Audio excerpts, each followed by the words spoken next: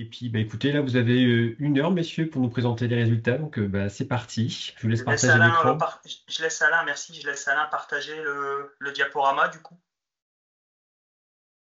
Et en attendant, je fais juste, merci Alain, je fais juste une petite intro pour rappeler ce que Francis disait en préambule. Alors déjà, bonsoir à toutes et à tous, c'est vrai, ceux et celles que je n'ai pas vus dans la liste, je vois, il y a un petit peu de monde, c'est bien.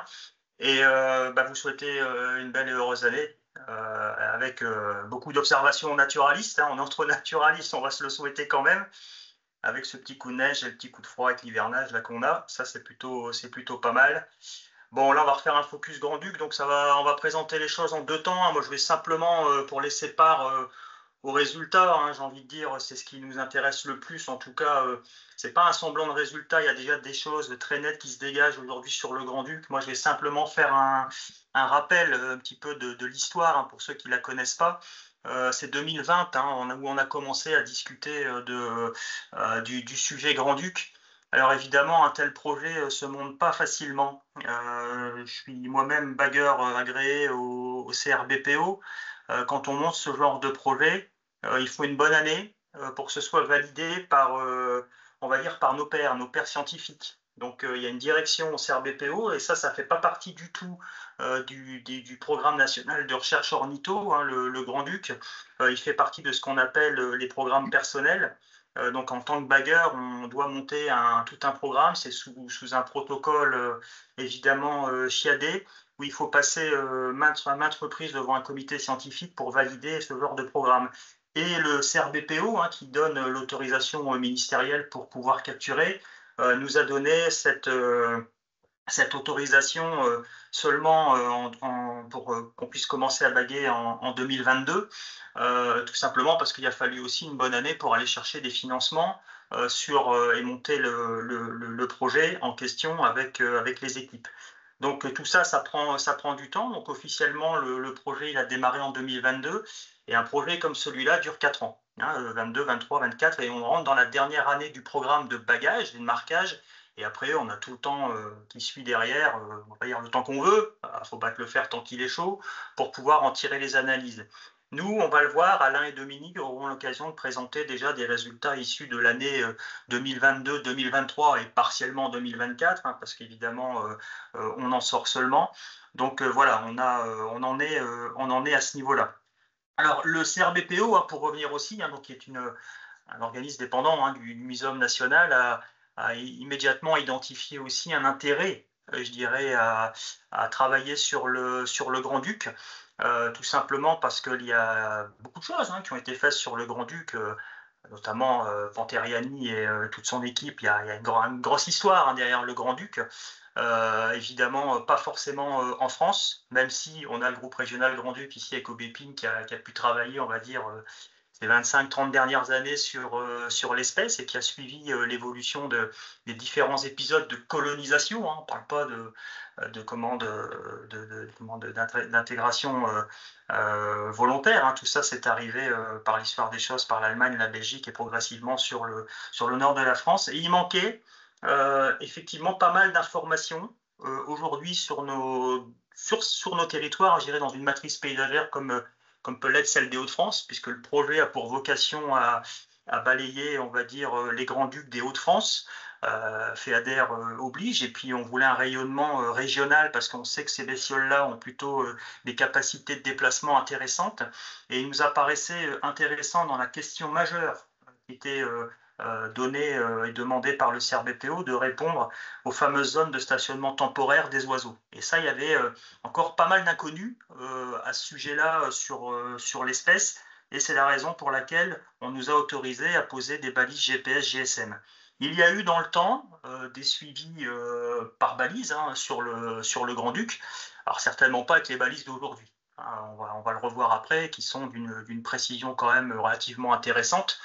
J'ai relatif parce qu'on travaille sur un oiseau nocturne. Et donc voilà, on a des problèmes de recharge de batterie, mais on va voir qu'au final, sur le pool de l'échantillonnage qu'on a recherché, sur lesquels on a pu travailler, important, on a quand même des bons résultats. Bon, ça, on reverra ça après. Donc il y avait une question principale. Alain, si tu veux bien dérouler les slides, parce que je n'ai pas la main sur le PowerPoint. Donc je veux bien que tu déroules. s'il te plaît. Voilà. Alors, j'ai pas recité, hein, mais vous l'avez vu dans le bandeau, plusieurs partenaires, hein, associatifs et puis également techniques, notamment qui vont nous être particulièrement utiles, hein, dans l'avancée de nos travaux. Donc, on avait bien deux grandes questions, hein, c'était la détermination et les analyses des cheminements de dispersion des juvéniles, hein, puisqu'on va travailler sur les jeunes grands-ducs.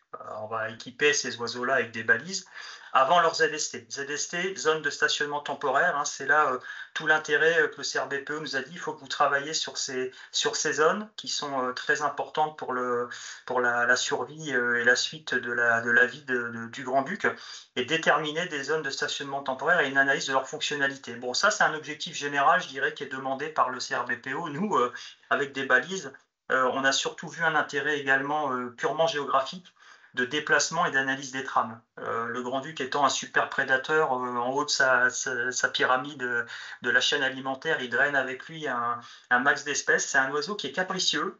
Ça, on va vite s'en rendre compte dans les résultats. Et c'est un excellent indicateur. En tout cas, c'est ce qu'on a toujours pensé, et on va le vérifier après, un excellent indicateur de la qualité des trames.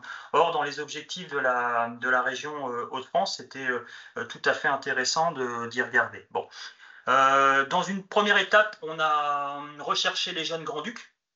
Donc pour ce faire, il fallait pouvoir capturer les oiseaux. Donc on a travaillé à la fois sur le Nord-Pas-de-Calais et les trois bastions, on va dire, les trois secteurs qui étaient concernés sur la région Nord-Pas-de-Calais, donc à savoir l'Avesnois, hein, avec les bastions historiques, le centre et le bassin minier. On va voir, hein, que le bassin minier a aussi son lot d'individus. Et puis, donc, toute cette couronne, hein, le bassin minier, c'est 120 km de long sur 15 de large, hein, il reste encore à peu près 120 terris assimilés, donc ça lui est tout à fait favorable. Et puis le Boulonnais et sa Cuesta qui sont également au nord-ouest, hein, donc super important pour les populations, la population de l'espèce, hein. La Picardie, c'est un peu plus difficile, c'est un secteur qui est moins connu, c'est-à-dire qu'il y a aussi moins de prospection en faveur de la recherche de l'espèce. Bon, toutefois, on a quand même quelques bonnes pistes, hein, notamment sur la vallée de Somme, hein, on le verra sur l'année, notamment l'année 2025, sur les derniers oiseaux qu'on souhaite équiper, pour essayer d'avoir un rayonnement maximal et répondre aussi aux demandes du FEADER, hein, donc pour pouvoir équiper des oiseaux dans toute la région des Hauts-de-France. Bon, et nous, ça nous intéressait parce qu'on va le voir dans le déplacement, qu'il se passe des choses avec des gros trous dans la raquette, des gros éléments fragmentants dans le paysage qui empêchent l'espèce de se déplacer. Donc c'est tout l'intérêt, nous, de travailler sur une échelle vraiment très très large, hein. Bon, parallèlement, hein, je passe, mais vous le savez, il y a eu en janvier 2022-23, de 2022, oui, janvier 2023, une formation, hein, justement pour apprendre à reconnaître et aller rechercher les individus sur le terrain. Bon. Qu'est-ce qu'on a fait? On a travaillé sur plusieurs. Il fallait un bel échantillonnage. Donc, on a réparti sur l'ensemble des secteurs géographiques que je viens de présenter les différents marquages. On équipe ça d'une balise GPS GSM, hein, c'est Ornitella qui fabrique ça, sont des Lituaniens, sont les numéros 1, je dirais, en Europe, nous avec qui on travaille sur plusieurs espèces largement éprouvées. Sauf que là, bon, bah voilà, on travaille sur une espèce nocturne qui est plutôt dans les milieux boisés, qui se planque facilement, avec un panneau solaire pour recharger les batteries. Donc ça n'aide pas, mais il fallait ce genre de batterie, enfin ce genre de balise pour pouvoir perdurer dans le temps, et on va le voir sur un nombre d'années assez conséquent pour pouvoir avoir un max de données et avoir un bel échantillon. Puisqu'au final, l'idée c'était d'équiper au départ 24 individus issus de fratries différentes, et au final, bon, on va s'apercevoir qu'on en a bagué plus. Alors, on en a bagué 33 parce qu'entre-temps, bah, voilà, il y a eu des oiseaux qui, comme vous le savez, sont morts. Donc c'est la vie, hein. Il y a un taux de mortalité qui est très important chez le Grand-Duc, on y reviendra. Et c'est une des raisons aussi pour laquelle il faut comprendre cette mortalité et ces taux de mortalité pour essayer de mieux réagir sur l'espèce et sa protection. Parallèlement, on pose une bague métal, ça c'est la plaque d'immatriculation, et on a travaillé avec Gécolab, l'université de Liège, le labo de Johan Michaud,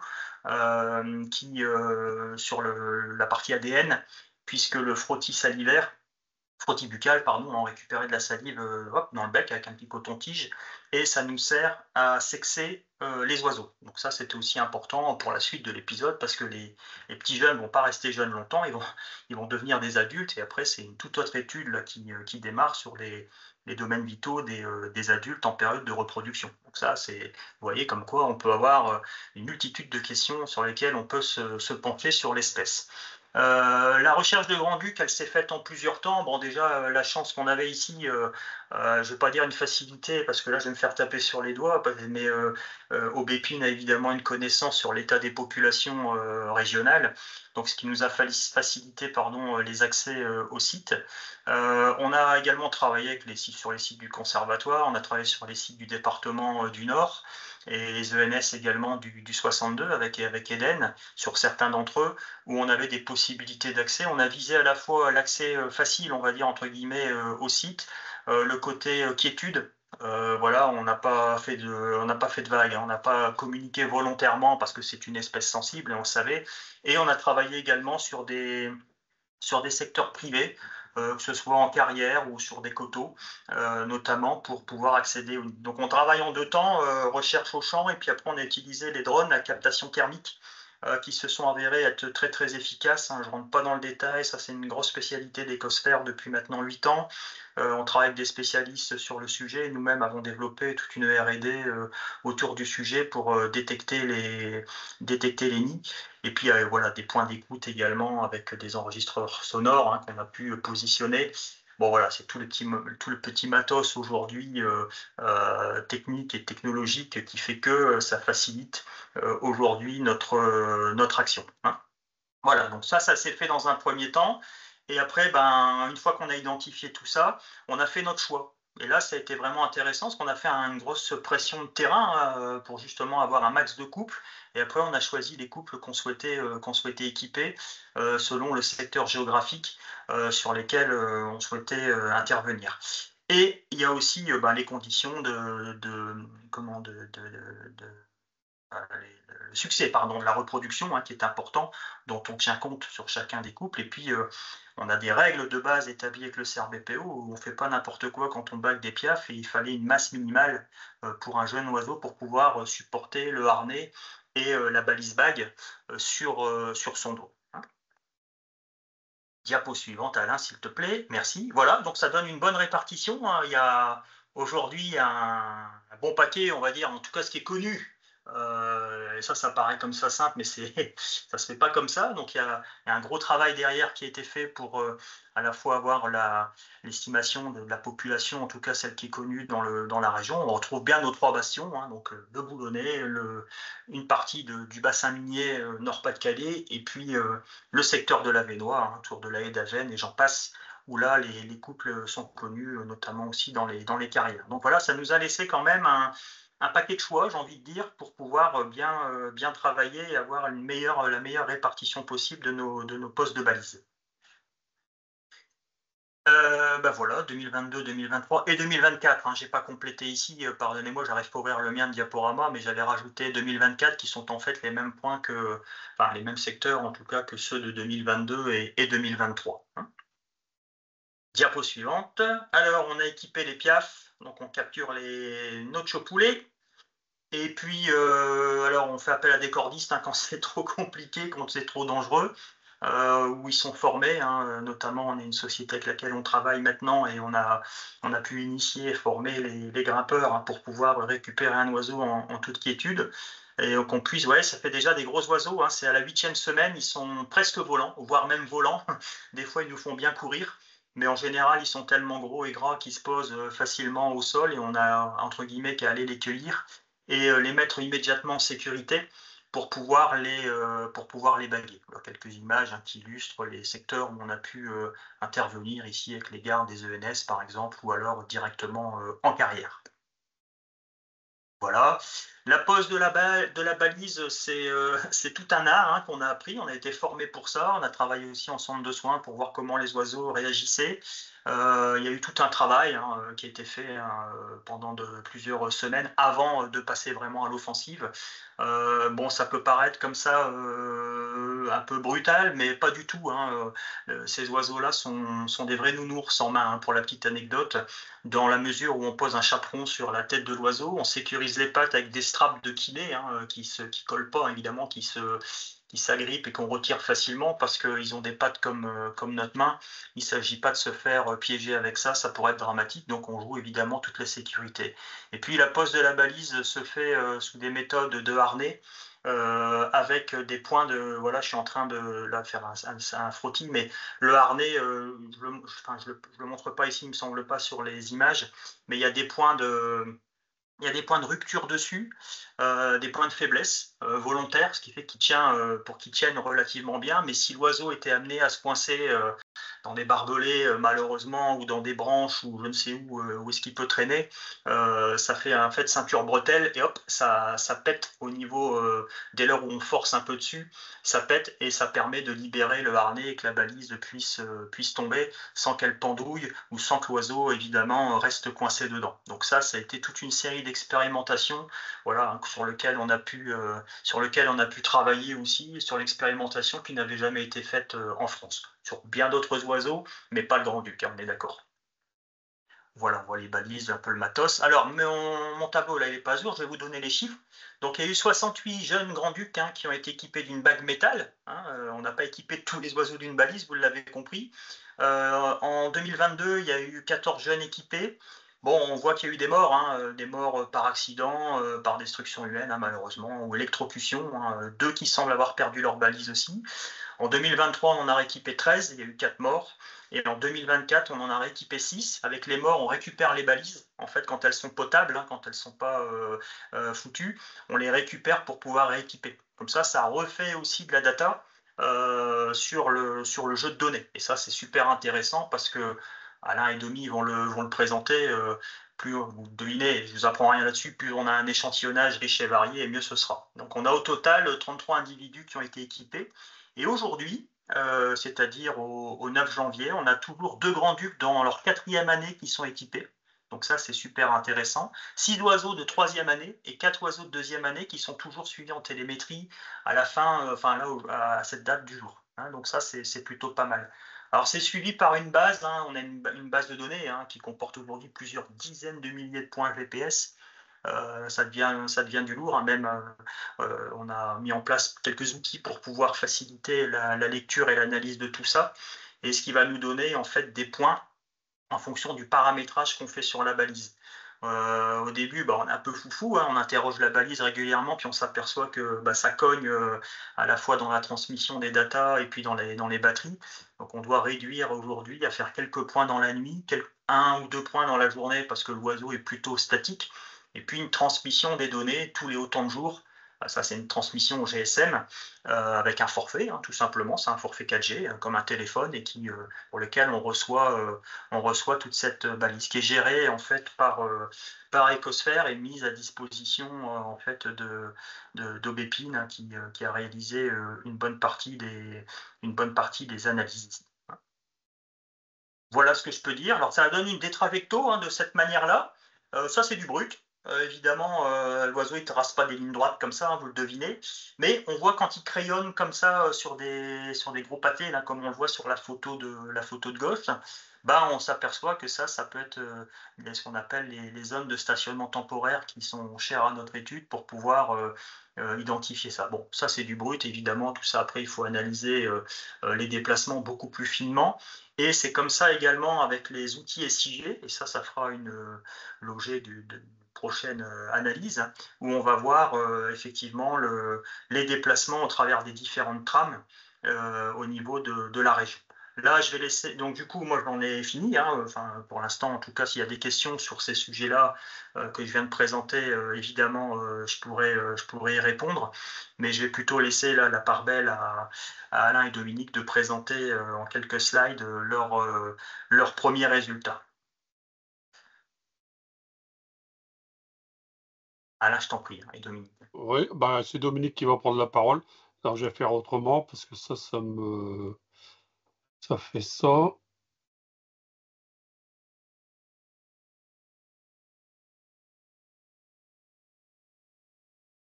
Voilà, ça sera plus simple.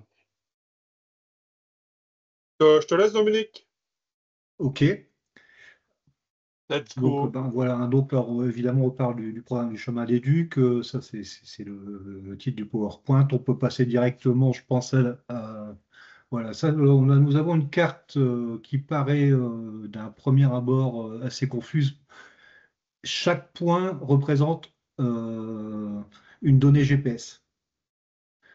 Donc, les gros amas correspondent qu'on peut voir, hein. Donc le centre, là où on est équipé, la Vénois, là où on est équipé, le Boulonnais, là où on est équipé, la partie ouest.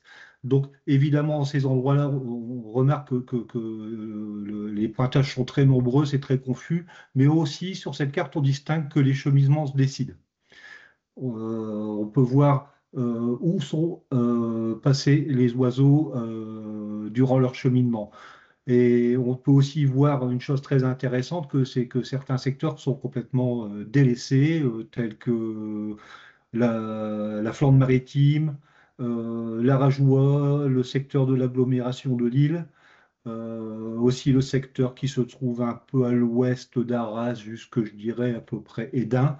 Ce sont des secteurs qui n'intéressent apparemment pas les oiseaux qu'on a équipés, puisqu'aucun n'est passé par là. Et en même temps, ce sont des secteurs qui ont quand même des points communs, par l'agglomération de Lille, c'est une agglomération, mais c'est surtout de l'open field. Donc l'open field, visiblement, ne convient pas au cheminement des Grands-Ducs. C'est aussi à savoir que cette carte est un peu ancienne, elle a 2 ou 3 mois, donc elle a évolué depuis, et que nous avons un oiseau qui a été équipé À Flynn. à Féline-les-Raches et qui est actuellement près de Creil, donc à peu près à 20 km de l'agglomération de Paris quand même. Ah, il est à peu près ici, quoi. Ouais. Donc, cette donnée n'apparaît pas puisque cette carte est un peu trop ancienne. Je continue. Ouais. Ça, on en a parlé tout à l'heure, hein, c'est les données 2022 à 2024. En fait, le GPS nous permet d'avoir une position spatio-temporelle. La température corporelle de l'oiseau, l'altitude, les qualités des signaux satellitaires, qu'on appelle le HDOP. Hein. Alors, quand le HDOP est égal à 1, c'est-à-dire qu'il est excellent. Mais bon, jusqu'à 1, 3, 1, 4, c'est pas trop mal. Et donc, nous, ça nous permet, avec Charlotte, qui est la sigiste SIG d'Ecosphère, de sélectionner que les bons HDOP et un nombre de satellites supérieur à 8. 8 parce qu'en dessous, on a des dérives et les données sont moins précises. Et donc, il faut éviter absolument de décharger la batterie.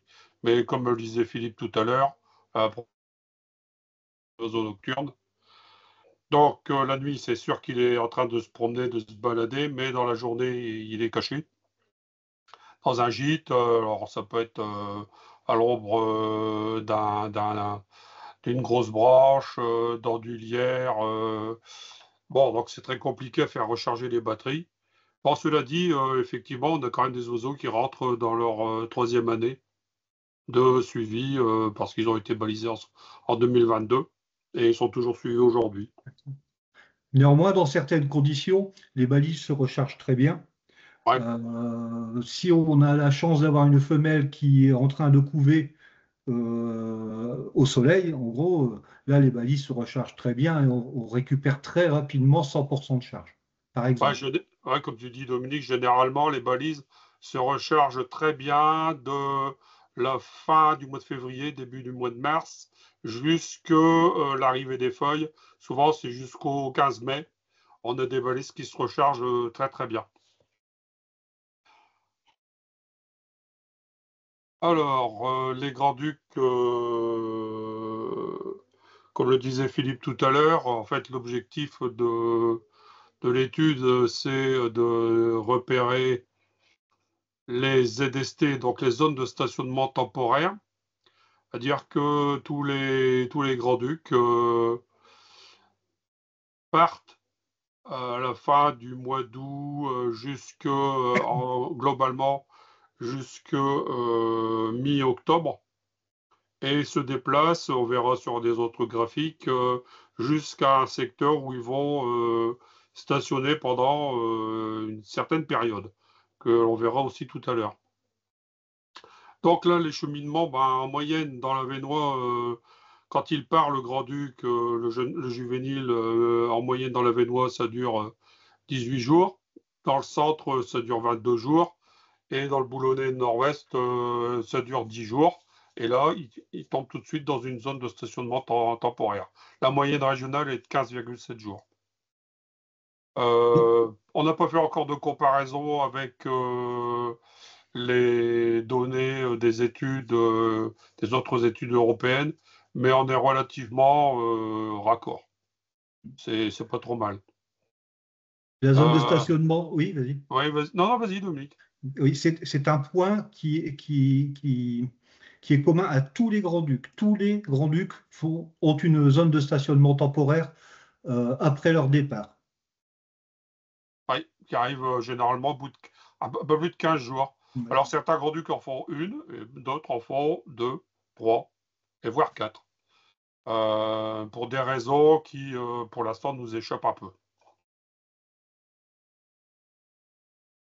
Donc, le grand-duc quitte son site de nidification, son site de naissance, à 170 jours environ. C'est la moyenne régionale. C'est-à-dire que la naissance a eu lieu au mois d'avril.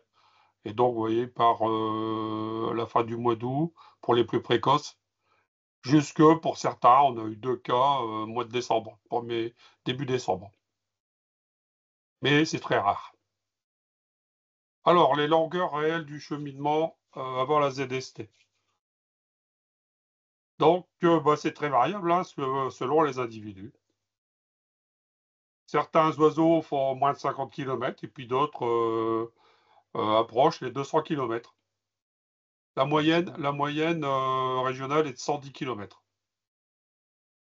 Alors, sachant que les oiseaux ne font pas un déplacement forcément rectiligne. Ce n'est pas une migration. Hein, le cheminement dispersif, parce que c'est comme ça qu'on l'appelle, n'est pas rectiligne. Il a des inflexions régulières et même certains grands-ducs effectuent des bouclages. Ils arrivent à boucler leur grand tour. Et donc ça, c'est en cours d'analyse pour essayer de comprendre pourquoi certains vont plutôt devant eux et d'autres ne le font pas du tout. Ou d'autres combinent les deux solutions, c'est-à-dire des parties rectilignes à peu près et des parties avec des courbes et des bouclages. Lors du départ, il est impossible de savoir où l'oiseau fera sa ZST. C'est extrêmement compliqué, ça peut partir dans tous les sens et à aucun cas identique. D'une année sur l'autre, effectivement. Donc ici, on a la distance à l'air par rapport à la ZST. Donc là où il est né, et par rapport à la ZST. Alors certains oiseaux, si on prend par exemple Kelm 22, il n'est pas allé très loin. Alors il a fait un grand parcours, mais il est revenu à 11-12 km de son site de naissance.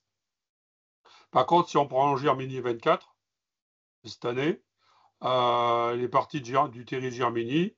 Il est allé dans le Boulonnais du côté de Lic, faire sa ZST, donc à 80 km. Ce qui est intéressant, c'est que tu vois que les oiseaux qui sont nés dans un contexte quand même où c'est très dense sur le plan industriel, il peut squatter aussi un genre de choses sur les bâtiments, mais où c'est quand même assez dense en termes de population, je parle humaine. On voit que la recherche des ZST est quand même beaucoup plus longue. Hein. C'est ce qui montrait sur tes tableaux juste avant ces 2-3 slides-là, pour qu'on comprenne bien sur les secteurs de la Vénois où c'est plutôt des tendances bocagères avec quelques belles haies encore, malgré tout, tristrates avec des arbres de houget et autres, où ça lui est favorable. La recherche de la ZST est quand même plus rapide. Effectivement, mais il y a effectivement ce phénomène que nous observons et on se rend compte en analysant cela de façon précise, c'est qu'il y a un tas de paramètres actuellement qui interviennent et tous les oiseaux ne répondent pas à ce principe parce qu'il arrive aussi que des oiseaux du bassin minier fassent du bouclage et ne partent pas très loin. Par exemple, Germini 23. Et là, il est probable, et Panteriani l'explique bien, et d'autres auteurs l'expliquent bien, que le caractère de l'oiseau, puisque ça a un caractère, certains sont, d'après Panteriani, beaucoup plus téméraires et pourraient oser des choses, alors que d'autres sont beaucoup plus réservés et moins hardis, et auraient certainement moins de complexité, enfin, plus de difficultés à partir là. Bon, le problème, c'est que ça, nous, là, aujourd'hui, nous, on peut pas le prouver. Ça peut être qu'une hypothèse de travail. Alors peut-être qu'un jour, il y aura un appareil incorporé à la balise qui permettra de détecter certains facteurs, mais alors ça devient de la science-fiction. Oui, et puis surtout pour les oiseaux du centre, c'est un petit peu, je dirais, un petit bonheur la chance. Selon la direction qu'ils vont prendre durant leur cheminement, ils peuvent tomber plus ou moins rapidement sur une zone qui convient pour faire une ZST. Voilà. Alors que pour les oiseaux équipés, enfin nés dans l'ouest ou dans la Vénois, les zones intéressantes pour eux pour faire une ZST sont beaucoup plus présentes et souvent plus proches. Et on voit quand même qu'il y a un modèle qui se dessine d'année en année, même s'il y a des fluctuations. Bon là, j'ai voulu mettre de la généralité, on a fait quand même des graphiques sur chaque secteur, et finalement, sur chaque secteur, on trouve qu'il y a les deux types de résultats, c'est-à-dire des oiseaux qui vont loin et des oiseaux qui vont moins loin. Ouais, vas-y. Si on veut tenir les temps, il faut avancer un peu, je pense. Ouais. Donc ici, on a un cheminement d'un oiseau qui est né ici. Donc il est parti au nord de Saint-Omer, dans les zones humides, et ensuite il est revenu par la forêt des Perlecs. Il est passé pas très loin d'un autre couple de Grand-Duc installés. Il a contourné la forêt de Tournehem. Il est descendu dans le Val de Val d'Aquin. Il est remonté dans le Val d'Aquin. Il a fait une série de bivouacs au niveau des bois d'Ermelingant. Il est allé au Portel, et il est revenu et il a fait sa ZST ici. Et ce qui est amusant de remarquer sur cette carte, c'est qu'il a traversé plusieurs endroits qui sont favorables à faire une ZST. Et il les a pas faites. Et il a continué son chemin pour en faire une un peu plus tard. Donc ça, c'est un exemple pour cet oiseau-là, mais globalement, sur le boulonnet, on a un schéma relativement identique. Alors quand on est dans une ZST, on analyse de façon décadaire la zone d'activité qui est utilisée par le juvénile, alors une zone d'activité dans laquelle il chasse, il dort. Donc tous les points rouges, c'est des gîtes diurnes, c'est-à-dire il est installé probablement dans un arbre, à l'abri, et il dort et surveille tout ce qui se passe aux alentours. Et il a des activités aussi sociales avec d'autres congénères présents sur le secteur. Donc ces zones d'activité, elles sont à l'intérieur de la très grande ZST, et on se rend compte qu'au bout d'un moment, toutes les zones d'activité changent de place à l'intérieur de la ZST de façon régulière. Donc par exemple ici, on a celui qu'on a vu tout à l'heure, là, donc le Daras avec sa ZST rose. Et on a Nort, qui est un grand-duc qui est né juste à 2 km de chez Daras, qui avait installé ici une zone de bivouac, c'est-à-dire ça dure moins de 6 jours, et il a fait 2 ZST, une ici en forêt de Guine, et ensuite il en a fait une grande sur les carrières du bassin de Marquise, notamment Val-Heureuse, Auban, Ordon, Parisienne. Je crois que le semaine gère les terrains sur la Parisienne, il me semble. Et puis le Stincal. Donc on voit que, et ça c'est à la même période, donc ils se fréquentent hein, quand même. Mais les zones d'activité peuvent se superposer. Tout à fait, il y a des superpositions qui existent sur les zones de Alors là, vous voyez quand même qu'ils ont deux, fait mais des on a d'autres ZST secteurs. hein, relativement proches de leur secteur de naissance, hein, puisque Daras c'est Perlec et Nord c'est Nord-Lingans. Ils n'étaient pas très très loin de l'endroit où ils ont fait leur Ah non, ZST. c'était côte à côte, Ouais. ouais. Et donc parfois on a même des 3 ZST qui se chevauchent, mais c'est pas un problème parce que les oiseaux apparemment se tolèrent. Et il y a quand même des secteurs où ils préfèrent se constituer leur zone de stationnement temporaire. Alors pour des raisons que nous sommes en train d'analyser actuellement. Alors les mesures surfaciques des ZST, bon, en 2022, les ZST faisaient 36,1 km² en moyenne, mais on a quand même des ZST qui font 68 km². Et en 2023, c'est un peu plus grande. Alors, ça, je ne connais pas les raisons. Probablement le paysage qui a des modifications, mais pas que, il y a trop de paramètres. Et en 2023, on avait 43,5 km² de moyenne, dont notamment Saint-Hilaire qui est actuellement en dessous de Mons, et il est toujours aujourd'hui. Hein. Ça fait 2 ans qu'il est installé là-bas. Donc lui, il a réussi, il a transformé sa ZST en zone de nidification potentielle. Donc j'ai les collègues belges qui vont régulièrement le visiter. Alors cette année, il n'a pas niché apparemment, mais il n'est pas improbable que l'année prochaine, il effectue une nidification. Alors malheureusement, pas de chance pour nous, c'est un mâle. Donc, on ne peut pas savoir s'il couve. Par contre, si c'est une femelle, on le sait grâce à l'accéléromètre qui nous délivre des courbes montrant qu'elle ne bouge plus et qu'elle est allongée et qu'elle prend le soleil. Donc ça nous permet de savoir la date de couvaison. Donc globalement, les ZST, c'est assez grand. C'est assez grand. Mais c'est logique. Le grand-duc est un super prédateur et il a besoin de beaucoup d'espace.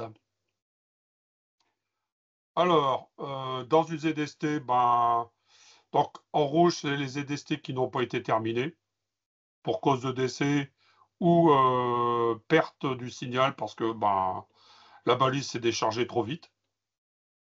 Mais généralement, les grands-ducs restent 2 mois, 2 mois et demi. Donc ça commence souvent au début du mois d'octobre jusqu'au 15 janvier en moyenne. Donc les grands-ducs sont présents sur leurs ZST et ensuite ils repartent. Mais c'est plus un cheminement dispersif pour nous, parce que là, nous, on ajoute un plus qui n'apparaît pas dans la littérature. On avance le fait qu'il s'agit d'un cheminement pour la reproduction.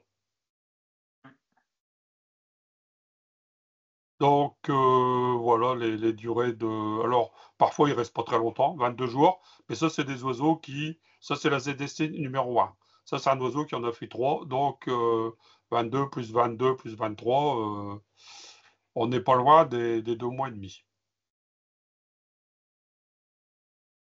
Alors les zones d'activité qu'on a montré tout à l'heure avec les points rouges, elles ont au maximum 13 km² pendant 10 jours et ensuite ils changent.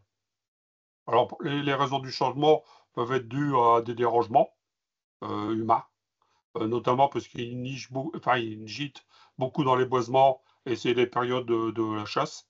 donc ils doivent être dérangés régulièrement, mais ils peuvent être dérangés aussi par du bûcheronnage ou des travaux quelconques.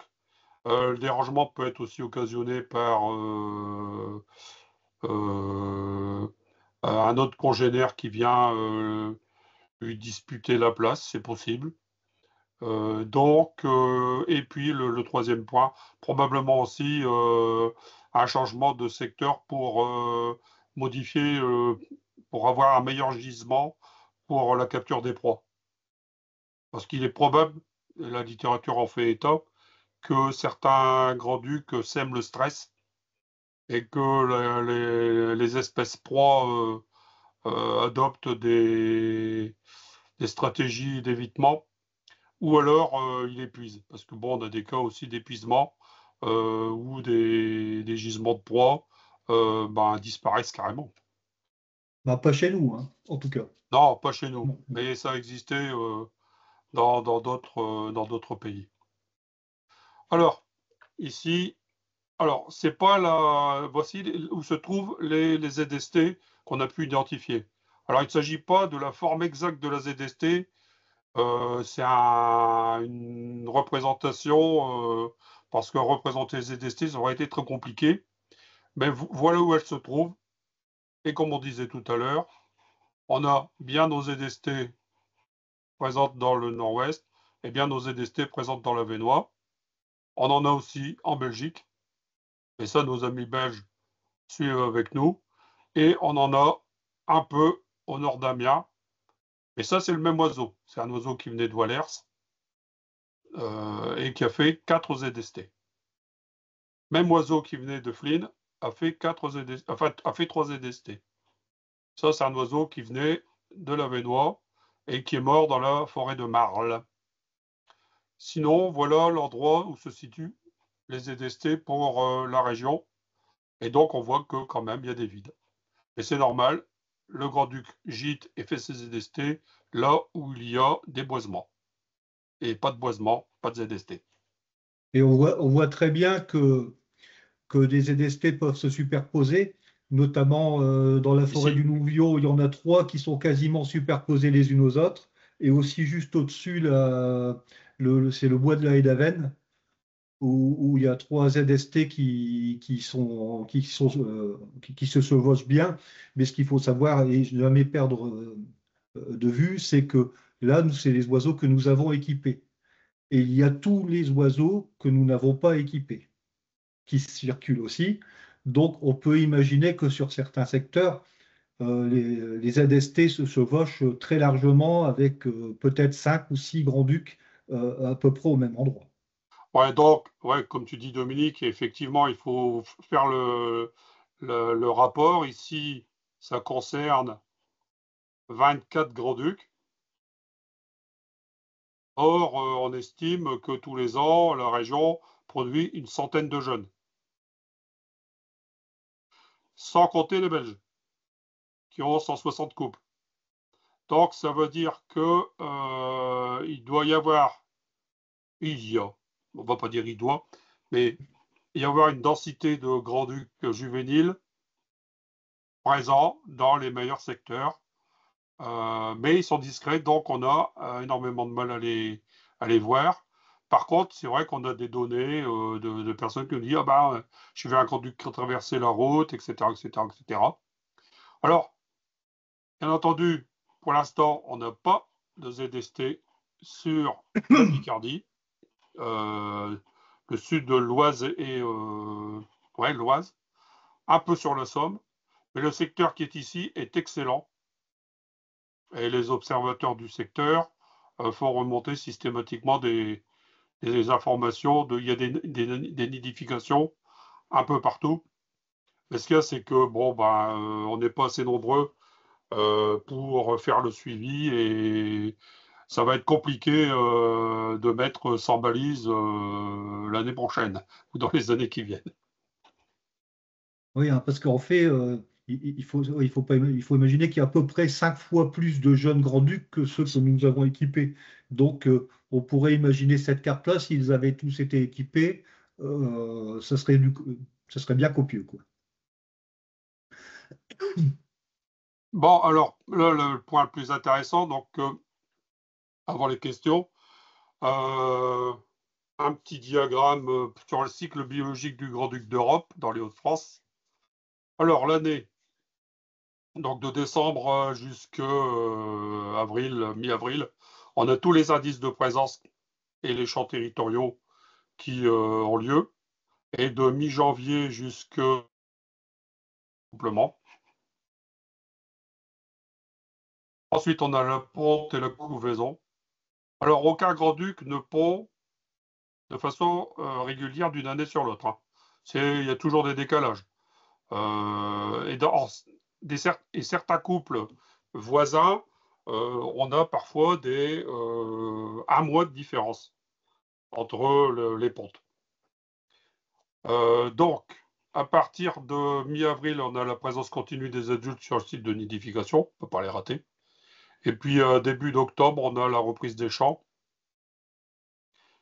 Alors, les jeunes sont à l'air donc de avril jusqu'à fin octobre. Alors, ils sont en périphérie de l'air. Ils peuvent être à 2 km. Mais ils sont toujours dans leur zone d'activité de période de dépendance. C'est comme ça qu'on l'appelle. Donc, la période de dépendance. Et puis, ici, à partir de fin août, alors le plus tôt, c'est 22 août, vérifié. On a la dispersion postnatale, le cheminement dispersif qui commence. Pour nous, la période critique, c'est celle de tous les dangers, où on aura la perte irrémédiable de la couvée, c'est à partir de début février jusqu'à mi-mai. Une femelle dérangée sur le nid quitte le nid et il y a 95% de chances qu'elle ne revienne plus. Bon, ça arrive qu'elle revienne, mais c'est très rare. Et pendant encore une dizaine de jours après l'éclosion, la période est critique. Donc pour nous, ça s'étale de début février jusqu'à mi-mai. Là, voilà, il faut absolument avoir ça en tête. Le grand-duc est un gros oiseau, mais il abandonne sans remords son nid dès qu'il est dérangé. On a plusieurs cas notés de personnes qui nous ont gâché, faut le dire, des couvées parce qu'ils ont voulu aller faire des photos, alors que la femelle était en train de couver dans des boisements dans l'Aisne, donc c'était une cata. Voilà, bah, maintenant les questions, si vous voulez bien.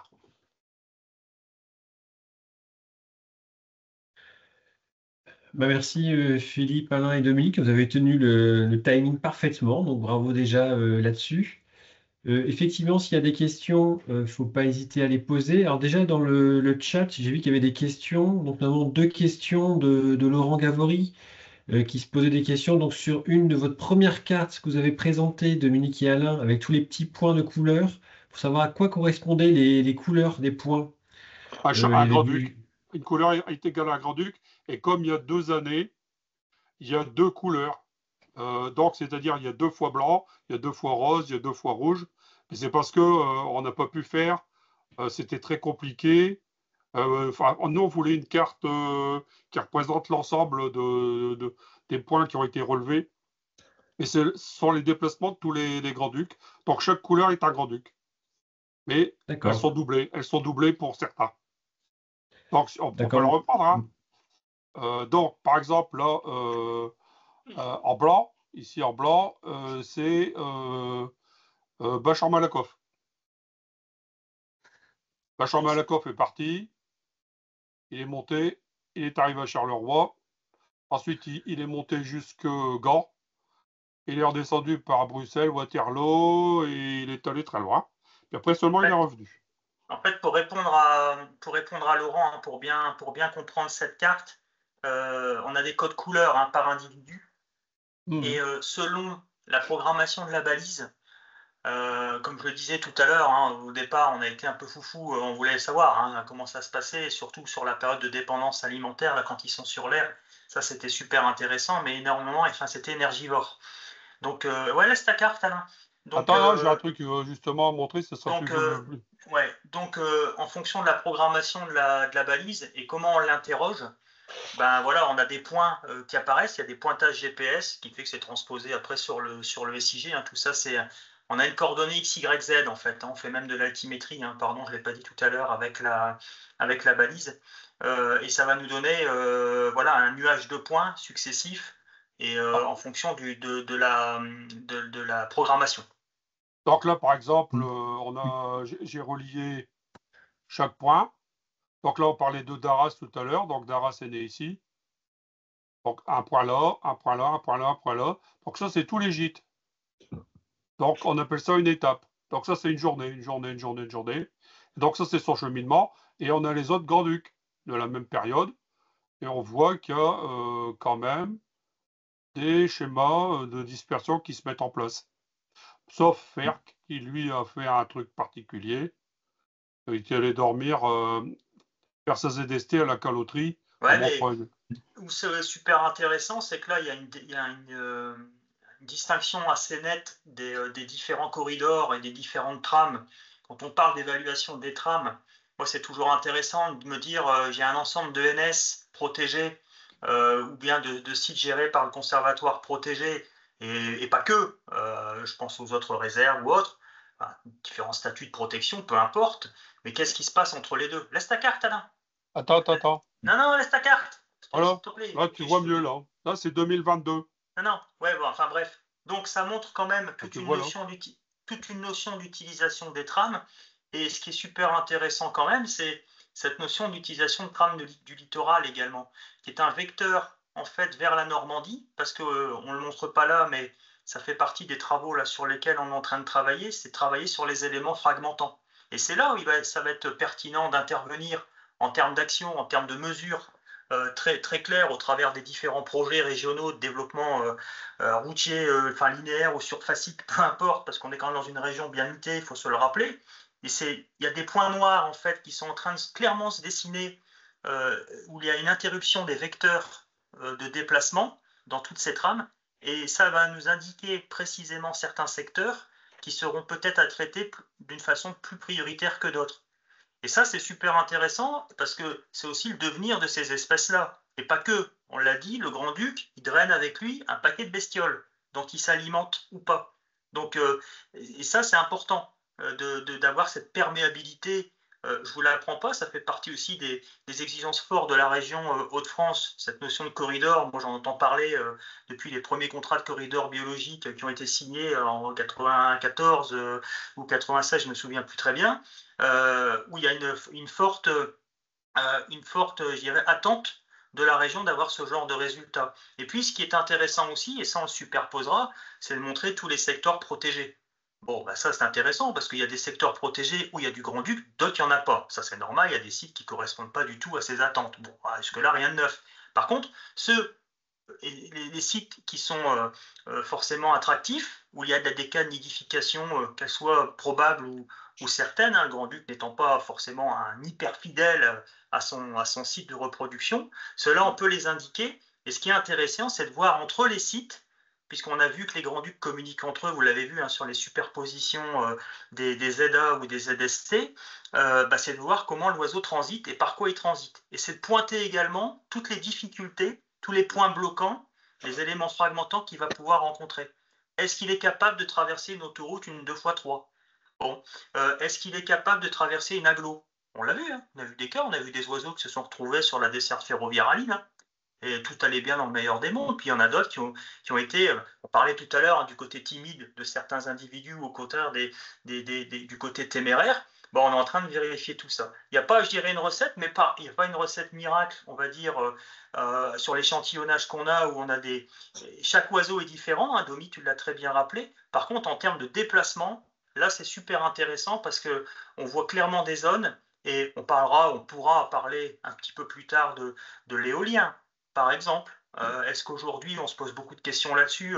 Non, je suis désolé, l'étude, elle n'est pas faite pour aller dans le sens de l'éolien ou aller contre l'éolien. L'étude, elle est juste. Elle montre un résultat. Et ce résultat, avant de le publier, il faut l'étudier. Ça, c'est un point aujourd'hui qui nous paraît essentiel. Il faut étudier pour comprendre. Et c'est tous ces points-là. Est-ce que l'éolien, c'est un vecteur, c'est un frein? Est-ce que une plaine déserte, comme peut l'être la plaine maritime flamande, où on n'a pas de grand-duc, ou la plaine de l'Arageois, ou de la Miennois, par exemple, où on n'a pas de grand-duc, ou très peu, qu'est-ce qu'on peut faire au travers du développement pour justement rendre les choses un peu plus perméables? Voilà. Enfin, c'est aussi une approche, vous l'avez compris, qui est, là on a focalisé un petit peu sur des résultats des zones de stationnement, on est plutôt sur de la fonctionnalité, mais en tout cas, ouais, planter des arbres, Laurent, bah ouais, par exemple, mais pas que. En tout cas, il faut le comprendre où planter des arbres, mais là je te rejoins, mais il faut quand même regarder ici la notion de tram qui pour nous paraît la plus pertinente, avoir une vision globale des choses. Ce qu'il faut savoir, c'est que on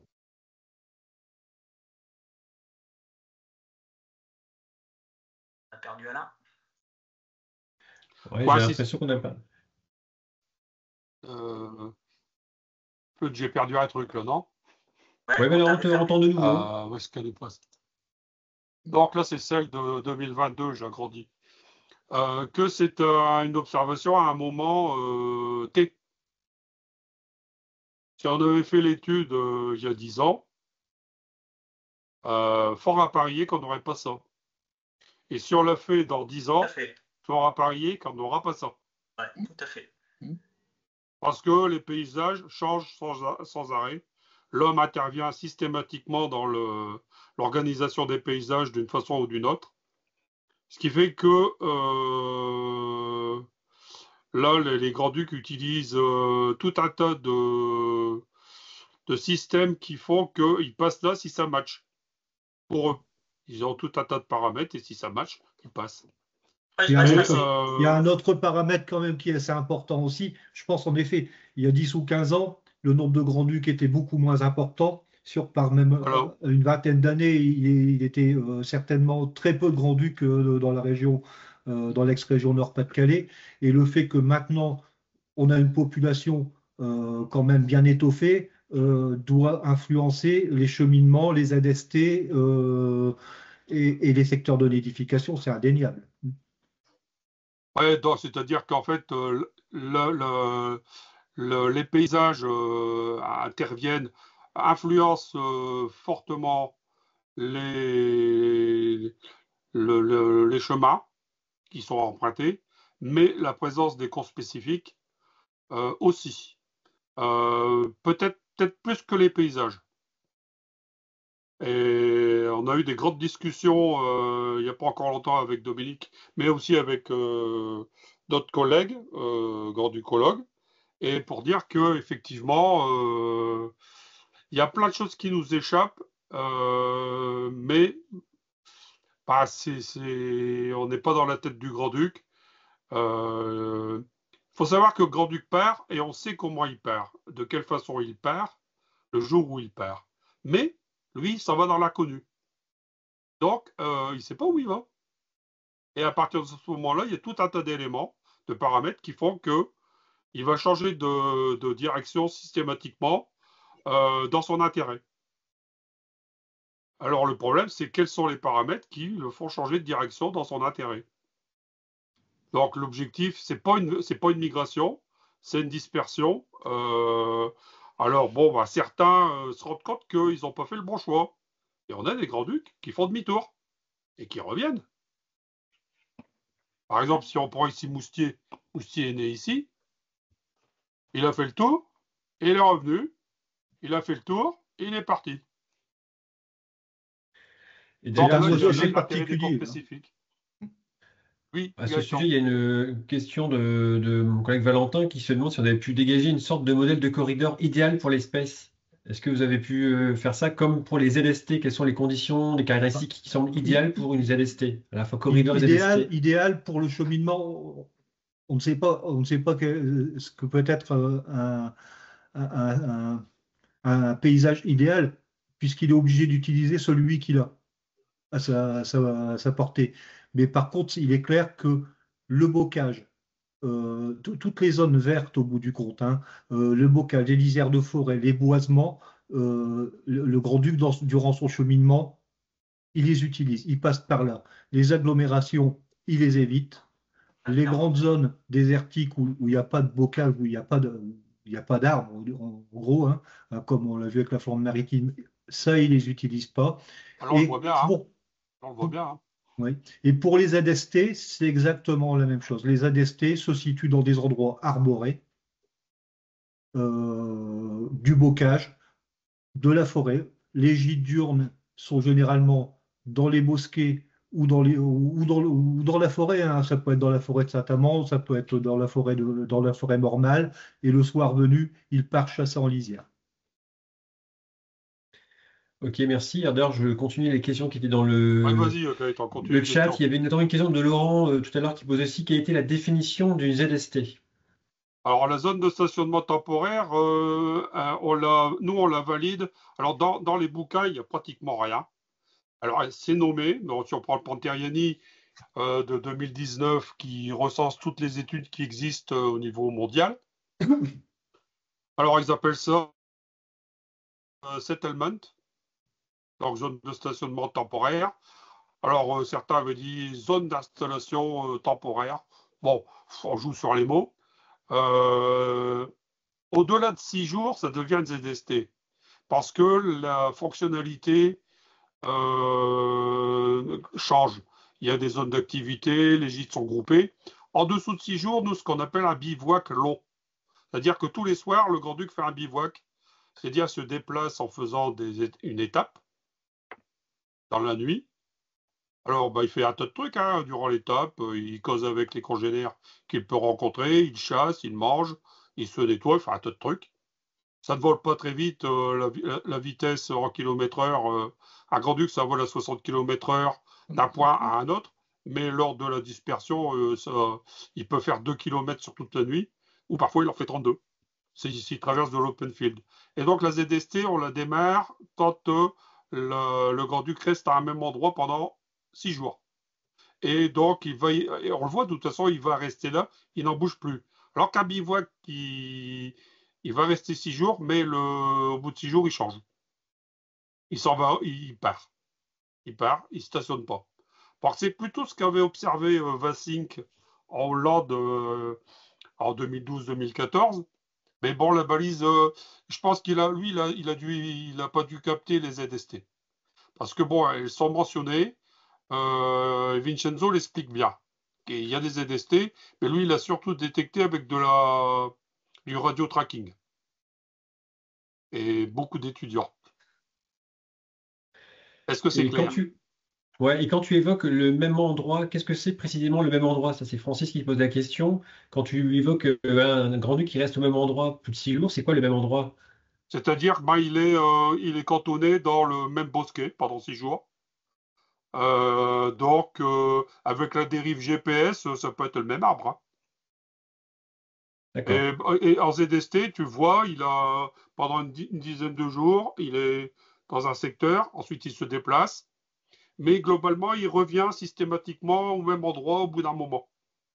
Tu vois qu'il y a une rotation dans l'utilisation de la ZST. Et ça, Il gère, il gère. il gère sa ZST comme on gère notre frigo. Ouais, voilà. Enfin, en tout cas, c'est un peu une hypothèse. C'est-à-dire, c'est un oiseau qui est discret sans l'être. Bon, il se fait vite repérer par la clique des passereaux qui vont le houspiller. Puis après, bah, il va vider, alors attention, c'est le terme, il est un peu fort, hein, sa zone de proie. Il n'est pas tout à fait stupide, hein, il n'est pas non plus trop gourmand, hein, comme on peut le penser. Mais il va faire une rotation dans cette ZST qu'il va utiliser à temps partiel. Et ça, on le voit très bien quand on fait une analyse in situ de la zone de stationnement temporaire, surtout si elle est grande, comme on l'a vu tout à l'heure, on voit qu'il y a une rotation, c'est assez compartimenté au final, avec, on l'avoue, hein, on le voit, quelques zones de préférence. Si par exemple il y a un dortoir de ramier, en hiver, il va volontairement aller taper dedans avant de se faire repérer, le dortoir va bouger de place, bon bah lui il va devoir bouger, aller voir ce qui se passe ailleurs. Voilà, donc on a vraiment toute une... je veux dire ça, on peut quand même dire que c'est assez général à tous les oiseaux qu'on a équipés.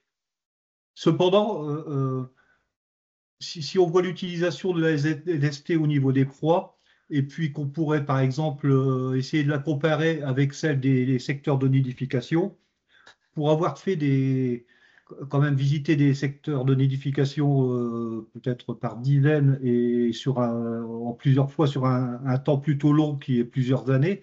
Je n'ai jamais constaté une diminution flagrante des proies dans les secteurs de nidification. Et pourtant, dans les secteurs de nidification, c'est pas un grand-duc, c'est pas deux, c'est une famille qui s'y trouve.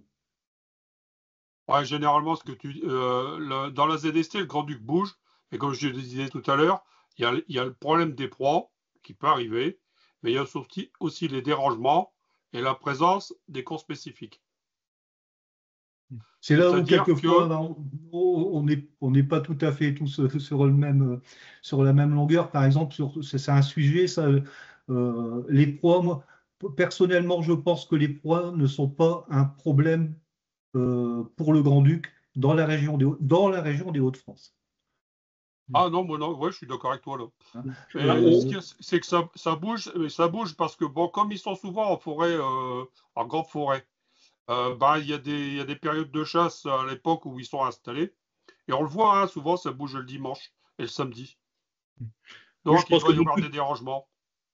effectivement, je pense que ça ramènera de toute façon à une question, parce qu'effectivement, d'ailleurs, sur la stratégie de conservation plus générale de l'espèce, et ce qui m'amène du coup aussi à une question, on voit que les facteurs de dérangement sont des éléments de plus en plus prégnants pour la vie faune, hein, quelles que soient les espèces, et c'est bien évidemment aussi vrai pour le grand-duc. Ce qui fait que la question du dérangement sur les zones de stationnement temporaire, mais aussi effectivement sur les zones de reproduction, sont des éléments clés. Et ce qui m'amène effectivement d'ailleurs à une réflexion et par rapport à ce qui se passe dans les pays limitrophes, on voit que finalement dans les Hauts-de-France, il a surtout colonisé finalement les carrières historiquement. Alors à la fois les habitats lui sont favorables, mais c'est surtout en règle générale des zones de quiétude majeures, parce que justement c'est des zones complètement clôturées où il y a personne qui vient traîner ni le week-end, il n'y a pas de chien, il n'y a pas de photographe, il n'y a pas de machin, etc. Euh, on voit que historiquement, c'était une espèce qui était aussi, pour pas dire surtout, finalement aussi en milieu forestier. Et finalement, est-ce que aujourd'hui, finalement, en dehors des sites anthropiques, il y aurait moyen de retrouver une occupation? Alors, je crois que c'est dans le nord de l'Aisne, il y a une suspicion dans un terrain boisé privé où il y a peut-être eu assez peu d'activité sylvicole de pouvoir retrouver l'espèce. Et aujourd'hui, dans le cadre de l'évolution de l'espèce, ça ramène à la question de quelle stratégie, c'est-à-dire que le but, c'est certainement pas de saturer toutes les carrières, mais de voir comment aussi gérer un certain nombre de milieux forestiers où on assurait une certaine quiétude pour permettre le développement et la conservation de l'espèce sur le long terme en dehors des zones anthropiques, quoi, en fait. Oui, c'est dans les pays intéressant. limitrophes, du coup, c'est comment en Belgique? Dans les Ardennes, il est plus présent en forêt ou... C'est intéressant ce que tu dis par rapport aux carrières, parce que justement, le fait d'avoir des nidifications en carrière, comme tu dis, ça leur donne une certaine protection, mais ça donne aussi une certaine protection aux jeunes durant toute leur période de dépendance, presque ou presque. Ça veut dire que pour tous les oiseaux qui se reproduisent en carrière, on peut imaginer que le taux de mortalité est plus faible que ceux qui ne nident pas en carrière. Mais en effet, comme tu disais, on a maintenant des nidifications en forêt, au sol, on a des nidifications dans des milieux complètement différents, comme le bocage où c'est arrivé dans l'Aisne, dans certains, dans des vieux bâtiments. Mais dans ce cas-là, ils ne bénéficient pas de la même protection que ceux qui sont nés en carrière.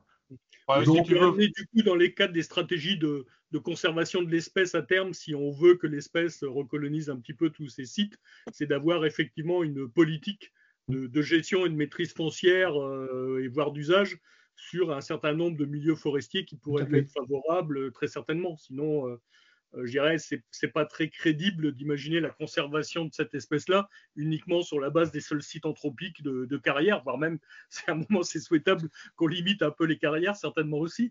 Mais, et donc, il faut effectivement imaginer la suite. Et c'est aussi en ce sens qu'il y a aussi ces réflexions avec les organismes gestionnaires comme le conservatoire, à la fois sur des protections réglementaires dans le cadre de la stratégie des aires protégées, mais aussi dans le cadre de recherche de contractualisation, quoi. Bah, si tu veux, Franck, le gros de la population des Hauts-de-France n'est plus dans les carrières, hein. Oui, oui. Ouais. Ah ouais, parce que tous les jeunes, les juvéniles qui ont pu se reproduire dès la première année, c'était dans les forêts, hein, les Ouais. boisements. On est quoi en proportion actuellement, du coup, maintenant, entre ce qu'il y a dans les. T'as une idée à peu près? Enfin, Ah ben, je approximative. dirais qu'il y a un tiers de la Ouais, population qui est en carrière et qui est en 2 tiers carrière. qui est en forêt, dans les cuestas, dans Ouais. les coteaux crayeux de la Somme. Parce qu'en Belgique, c'est le même développement, c'est-à-dire que bah, les collègues nous disent qu'ils ont de plus en plus de grands-ducs qui nichent en forêt, notamment dans les endroits où ils ont beaucoup de mélèzes, puisque le grand-duc va utiliser les nids autour des palombes. Mais nous, on n'a eu qu'un seul cas de nidification dans un vieux nid de buse. Bon, ça a échoué parce que le nid de buse était vraiment horrible. Et sinon, les autres cas, c'est des cas au sol, niche au sol, au pied d'un arbre. Et effectivement, dans l'Aisne, on avait eu un cas aussi de nidification au sol. Et donc, nous, on pense qu'aujourd'hui, nous, on est avec une cinquantaine de couples connus, et particulièrement dans les carrières, la Cuesta et certains secteurs qui sont gérés par le CEN. Mais on pense qu'on peut allègrement plus que doubler la population régionale. Mais Parce que, néanmoins, les carrières restent des sites 5 étoiles pour le Grand-Duc, hein. Ce ah sont bah oui, toujours les secteurs qui seront utilisés en priorité. ouais, c'est le D'ailleurs, cas sur le de sujet préciser. des carrières, j'ai mon collègue Josua là, qui travaille dans le département donc, du Nord, dans la Vénois, qui s'occupe du site à Ferrières-la-Grande, où il y a deux carrières qui sont côte à côte, que vous connaissez très bien. Ouais, Il n'y en ouais, a ouais. qu'une des deux qui est occupée et pas l'autre. Oui. Du coup, il se posait un peu la question, est-ce que pourrait-il s'installer dans ces deux carrières-là, proches l'une de l'autre, ou pas du tout? Ouais. Pense pas. La Pense pas, distance, je pense pas que ce c'est sera un vraiment très problème. petit, hein, la carrière Champ du Loup et puis l'autre, c'est comment ça s'appelle? Je sais plus. Non, Gilet. il faut des sites qui soient aussi grands que ceux de chez CB à Ferc, là, ou des carrières qui font 2 km de long sur 1 km et demi de large. Mais cela dit, bah, c'est pas impossible, hein. Dans l'Hérault, ils ont des grands-ducs qui nichent à 500 mètres côte à côte, hein. Même dans le Donc, bassin carrier de Marquise, hein. Dans le bassin ouais, carrier de ouais, ouais. Marquise, j'avais remarqué que les deux, il y a des carrières qui sont distantes de 200 ou 300 mètres, ou même moins maintenant, accueillent chacune un couple de grands-ducs. Et maintenant, même les grandes carrières comme la carrière CB dans le bassin carrier de Marquise, accueillent deux couples de grands-ducs nicheurs dans sa carrière. Ouais, mais tu vois, Ferrières, la carrière Roussaniche, elle est quand même nettement plus intéressante que l'autre, hein. L'autre, je l'avais visité avec Monsieur Terry il y a quelques années. Elle est vraiment pas très intéressante. La plus intéressante, c'est celle où il y avait qui vient d'être racheté par la communauté d'agglomération de Maubeuge. Après, il y a d'autres questions donc, qui sont dans le chat, notamment j'ai mon collègue Valentin qui se demande par rapport à, donc, à l'ex-Picardie, est-ce que la suite, il est prévu des suites dans le travail donc, en Picardie, notamment pour travailler avec des associations comme PICNAT, il évoque, et surtout il évoque, lui, il travaille beaucoup dans la Haute-Vallée de la Somme, qui pour lui présenterait des potentialités intéressantes pour l'espèce. Donc du coup, Je vais voilà, répondre. oui, de la suite, quoi. Ouais, ouais, Ouais, je ouais, vais il y a répondre. du nicheur par là, hein. Il y a une nicheur par là. Alors, pour répondre, hein, j'étais en train de répondre dans le chat, hein, auprès de Valentin. C'est une bonne question. C'est vrai que sur la partie Somme, comme on l'a dit, enfin la partie en tout cas, on va dire N, on a quelques infos. La partie Oise et la partie Somme manquent quand même, hein, je trouve, en termes de données, mais ça se comprend parce que nous, on est loin de nos bases et on ne fait pas forcément les prospections par là. Mais ouais, évidemment, pour enrichir la connaissance et la base de données, c'est toujours intéressant.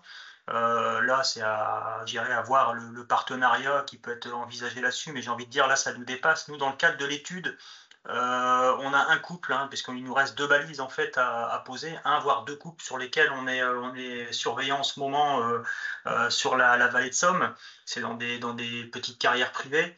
On avait déjà des infos les années précédentes où on vise de les équiper cette année. Après, Ailleurs, par contre, la connaissance, oui, elle est toujours intéressante, mais là, c'est des partenariats, je dirais, entre le CEN et les autres structures qui pourront faire Bien sûr. sur lesquelles vous pourrez avancer sur le sujet. Mais ça serait super intéressant parce que on manque vraiment cruellement d'infos.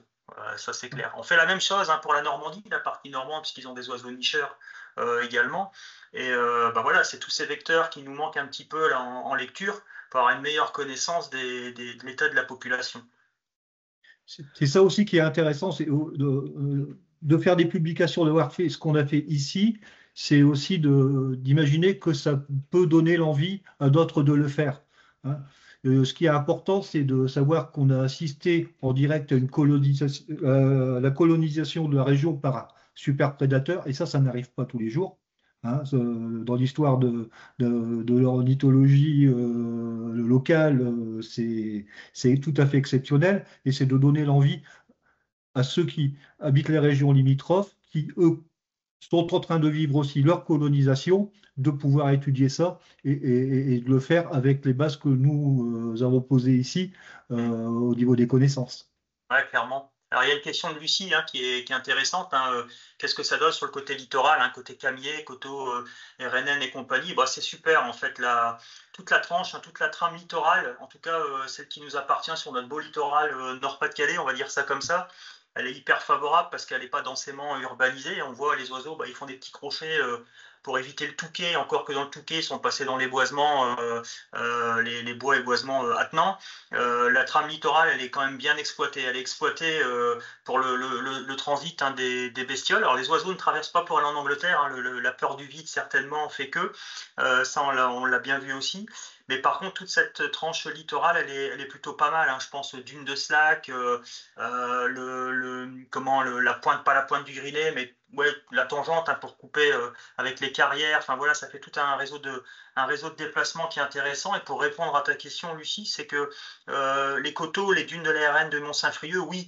Et il y a une micro-pop qui est installée là, c'est pas nouveau. Sur les sites que vous gérez, mais également les sites d'Eden, on a fait quand même pas mal de suivi. On aurait aimé équiper là-bas, mais on a échoué, clairement. On n'a pas trouvé les nids. On a des oiseaux chanteurs, on a des pelotes, on a eu des oiseaux, dont un oiseau mort, malheureusement, qu'on a retrouvé. Très probablement de maladie, grippe, je ne sais pas quoi, il bouffait des goélands.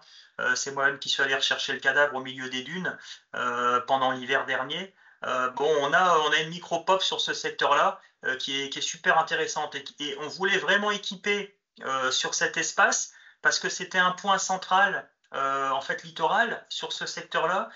Une charnière, si tu préfères, une sorte de charnière avec ta baie de Canche qui repique après sur la vallée de Somme. Et surtout, c'était une charnière qui nous permettait de voir si on avait des oiseaux qui allaient partir en Normandie, puisqu'on a quelques piafs sur le secteur du Tréport qui sont nicheurs.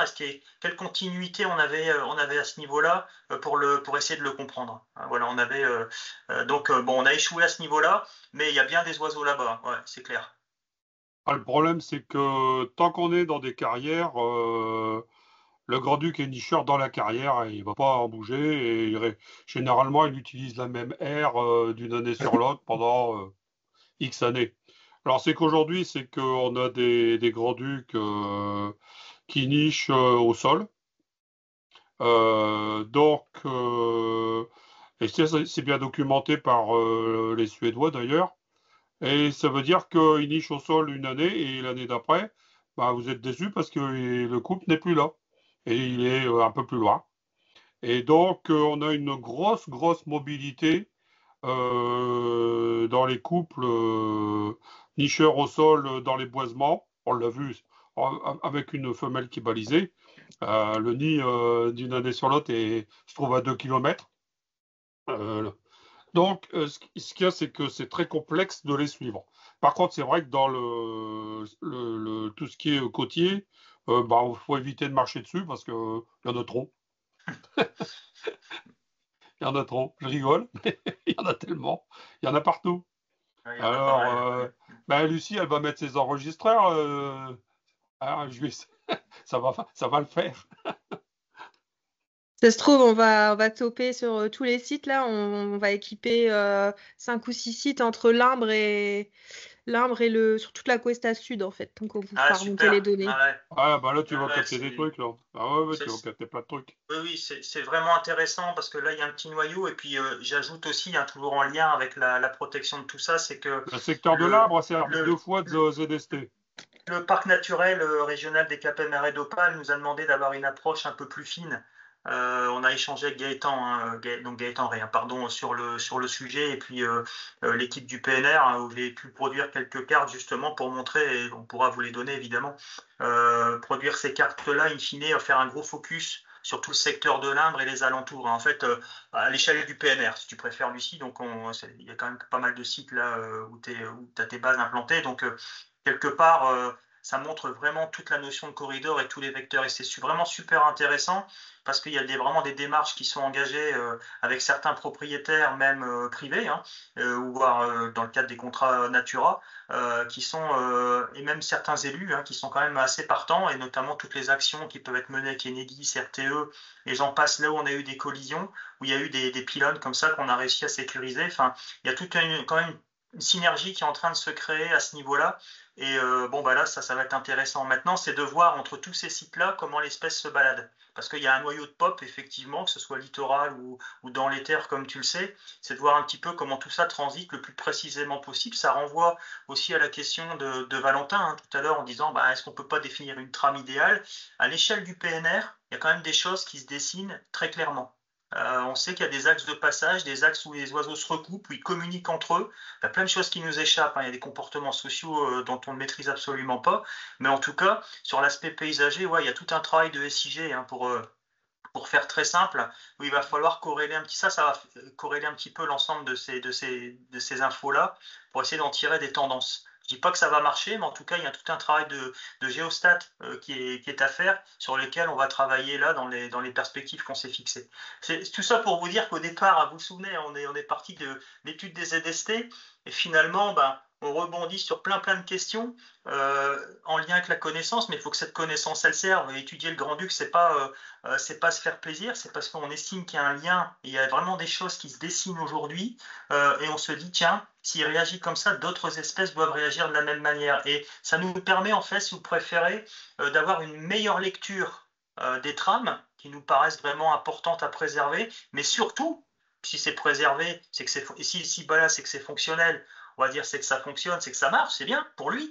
Mais par contre, moi, ce qui m'intéresse avec l'équipe, c'est de regarder les points noirs. Et vraiment les points de rupture là où ils sont, pour essayer de travailler après, dans une phase ultérieure, sur des mesures de protection. Quand on travaille sur de la mesure de réduction d'impact ou des choses comme ça, c'est aussi réfléchir de façon intelligente avec des porteurs de projets, pour dire, ben, il y a peut-être des secteurs, on parlait tout à l'heure de plantation, de préservation, même des haies, avec les PNR qui travaillent beaucoup sur ces sujets-là, avec aussi pas mal de difficultés. C'est aussi d'apporter une série d'arguments pour dire, bah maintenant, vous ne pouvez pas le nier, les piafs, ils ont des balises, voilà ce que ça donne. Enfin, ce piaf-là, un super champion de la trame, comment il se balade là-dedans. Et là, vous devez y regarder et qu'on travaille sur ces points noirs. Et c'est ce qui nous paraît important, et d'où les focus possibles à l'échelle des parcs, à l'échelle des pays, enfin toutes ces notions je dirais, de protection, ou labellisée ou pas, on s'en fout.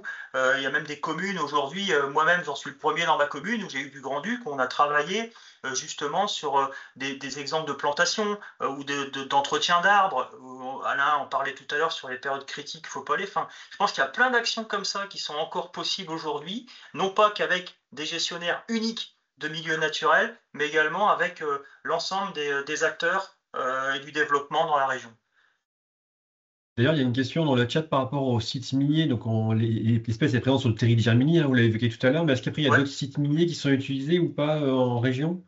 Ouais, bah, si Oui. tu veux, il utilise Ah beaucoup ouais. le Grand-Duc, il préfère quand même les endroits où c'est exploité. Donc, les exploitations de schiste sur le bassin minier, ça, il préfère quand c'est entouré avec des barbelés, du grillage et des caméras. Il sait qu'il ne sera pas dérangé par des gens qui font du vélo ou des gens qui se promènent avec des chats ou qui courent en survêtement type perroquet qui sort directement de la forêt tropicale. Tu vois, toutes les couleurs, c'est génial. Mais le bassin minier reste quand même un secteur répulsif. Donc, Ah, si il ouais. niche, c'est sur la périphérie, pas trop loin quand même de zones où il y a quand même un peu moins d'agglomération, un peu plus de verdure. Alors, ça passe, hein, il y a quand même des grands-ducs qui s'y perdent. Mais globalement, au centre, donc bassin minier centre, les grands-ducs semblent plus habitués, à utiliser l'agglomération que les autres, ceux qui sont nés dans des boisements ou dans les carrières, parce que ça leur va pas du tout. En tout cas, pour répondre à Quentin également et pour compléter, hein, Alain, ils fuient, c'est-à-dire ils vont nicher sur des sites périphériques pas forcément des grandes tailles, mais comme Alain le disait, sur des terris, il y en a encore quelques-uns qui sont en fin d'exploitation. Je dirais aujourd'hui, les terris sont plutôt aujourd'hui stabilisés, protégés, voire boisés pour la plupart d'entre eux, même s'il y a une gestion dessus. Mais à l'inverse, un jeune piaf qui est né sur un terri, lui, il va se barrer. Et assez vite. On le voit, il quitte rapidement en fait, le bassin minier. Il ne va pas utiliser toute la trame, si tu veux, de dire faire des sauts de puce de terri en terri. Il va prendre la tangente et de toute façon, le sens du départ, Alain, tu me corriges, et on le voit bien dans les trajectos que vont emprunter ces oiseaux, quel que soit l'endroit où ils nichent, ils ont tendance, à remonter un petit peu plus vers le nord-ouest. Donc ils vont quitter la banane, la ceinture minière, en fait assez rapidement pour tracer plus au nord. C'est ce qu'on a observé en partie sur certains oiseaux, puis tu en as d'autres sur des secteurs terris de cendres qui sont encore exploités aujourd'hui dans des carrières. Ceux-là, ils vont rester parce que l'environnement proche en fait du site fait que c'est attractif pour les premières ZST et ils vont tourner un petit peu en boucle dedans. En fait, il n'y a pas vraiment de réponse. On pourrait dire, ouais, c'est un super vecteur, le bassin minier entre le parc des Scarpesco et puis le Boulonnais. Tu vois, ça te fait une super banane et puis on va dire, ça va se balader là-dedans, puis ça va exploiter un peu des sites satellites. Mais en fait, pas tant que ça. On l'a pas noté en tout cas comme ça dans les déplacements. En tout cas. Non, en fait, c'est parce que quand ils remontent vers le nord-ouest, c'est parce qu'il n'y a qu'un seul corridor pour remonter. C'est-à-dire un seul endroit où il n'y a pas d'habitation, et c'est par là qu'ils passent. Parce qu'en fait, il lui faut une échappatoire sans habitation, donc il va prendre le corridor. Donc s'il y en a un qui se dirige vers le nord-ouest, c'est celui-là qui prend.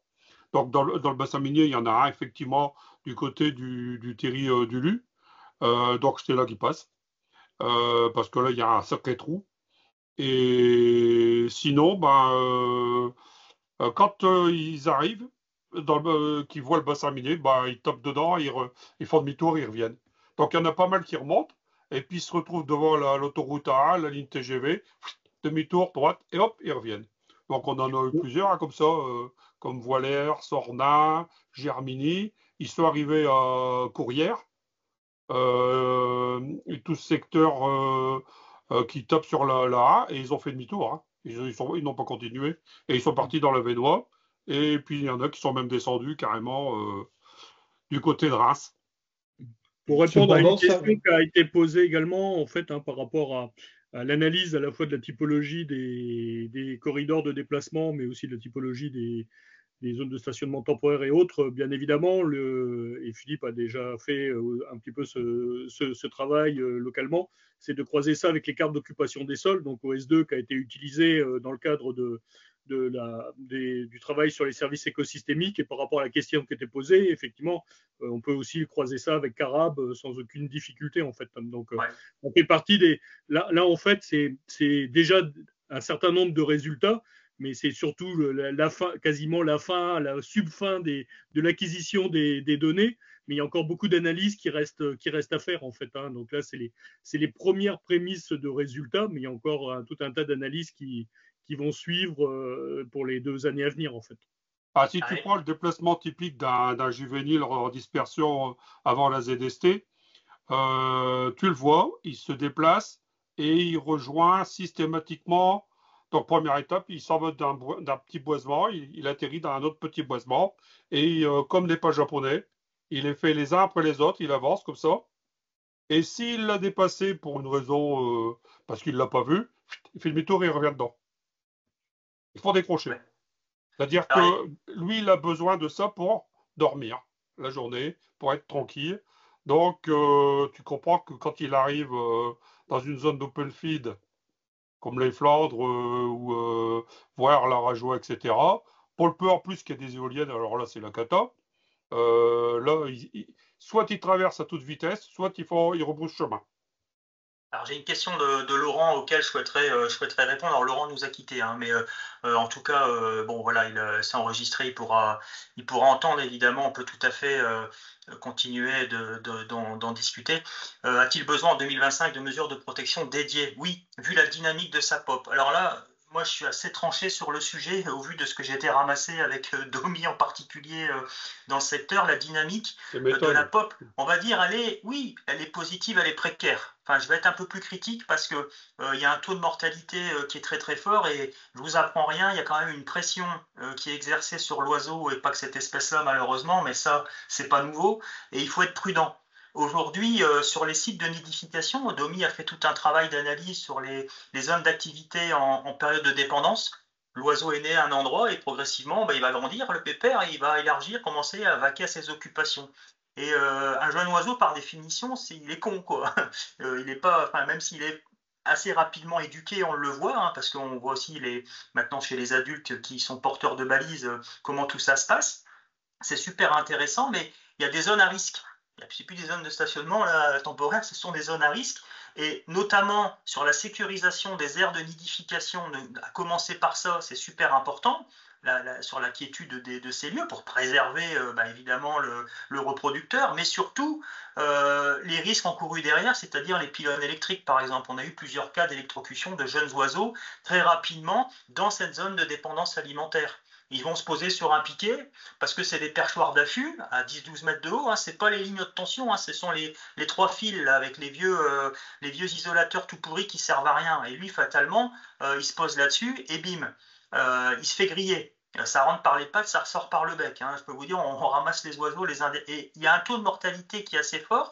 Et il y a tout un travail, notamment, qui est engagé avec le GON hein, et puis Enedis hein, sur ces sujets-là, qui est super intéressant, sur laquelle l'étude elle contribue pour pouvoir déjà travailler sur ce premier point, si je puis dire, c'est au moins sécuriser les couples nicheurs. Ça me paraît déjà aujourd'hui être un point de départ, en tout cas, qui est important. Et puis après, l'étude, elle sert surtout à montrer, je le redis, hein, mais cette notion de trame qui nous échappait, même si on peut deviner aujourd'hui, c'est prouvé, il faut publier ces résultats-là sur ce sujet-là pour qu'on puisse travailler sur ces éléments fragmentants. Et sur ces points noirs, cette fameuse charnière verrouillée qui empêche les oiseaux de passer. Et là, on a tout un travail pour rejoindre ce que disait tout à l'heure je sens que Valentin est un adepte on parle de Carab, on parle de cette notion des trames et des outils SIG. C'est tout ce travail qui va avoir lieu là dans les prochains mois, voire les prochaines années, pour mieux comprendre encore cette notion de perméabilité et là où on peut intervenir. Je reste convaincu aujourd'hui, puisqu'il faut apporter des garanties de faisabilité des mesures dans le cadre de la loi biodiversité. Je le rappelle, et nous, chez Ecosphère, on est bien placé pour le savoir, on travaille sur des milliers de projets, des études d'impact, hein, on en voit passer de toutes les couleurs. On essaye d'être le plus juste possible, mais d'être force de proposition dans l'accompagnement de ces mesures-là. Et si aujourd'hui on estampille des zonages avec des partenaires, des CEN, des PNR, et j'en passe, des ASSOS, et j'en passe encore, on sera bien plus percutant avec des preuves comme ça pour dire on doit intervenir sur ces secteurs-là.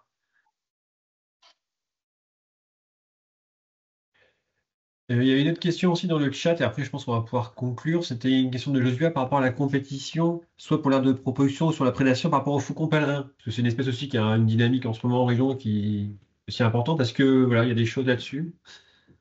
Oui, à propos du faucon pèlerin, il est indéniable que le grand-duc peut prédater le faucon pèlerin, ça c'est déjà vu, mais nous, dans notre région, on n'a jamais constaté ça. J'ai assisté à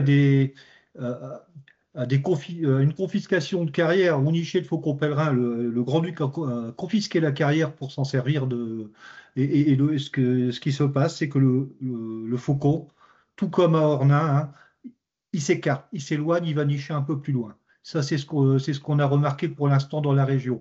Et j'ai remarqué aussi dans une carrière du bassin carrier de Marquise que le faucon pèlerin est venu s'installer et nicher sur la même paroi que le grand-duc.